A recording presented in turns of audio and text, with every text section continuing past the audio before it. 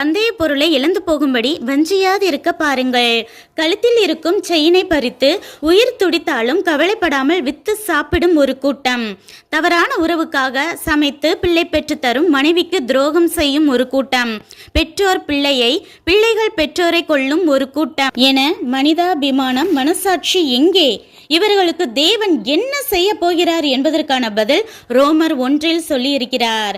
தேவனை அறியும் அறிவை பற்றி கொண்டிருக்க மனதில்லாதவர்களை தேவனே தகாதவைகளை செஞ்சுக்கோன்னு விட்டுருவாராம். எனக்கு தெரிஞ்ச 2 சகோதரர்கள் மது குடிக்க பணம் கேட்டு அம்மா மனைவியை நச்சரிப்பாங்களாம். கொடுக்கலைனா கத்திய காட்டி மிரட்டுறது, அடிப்பது என கொடுமைப்படுத்தியதால் அம்மா மனைவி பிள்ளைகளும் என்னமும் பண்ணிக்கோன்னு விட்டுட்டு தனியே வீடு பிடித்து போய்விட இவர்கள் சுதந்திரமாக குடித்தே அடுத்து மரித்தனர். இதே போல் தேவன் திருத்தியும் கேட்காதவர்களை எப்படி இவர்கள் நரகத்துக்கு போவது உறுதி? பூமியில் இருக்கும் வரைக்கும் என்னமும் செஞ்சுட்டு போன தேவனால கைவிடப்பட்டவர்களே ரோமர் 1 சொல்லப்பட்டவர்கள்.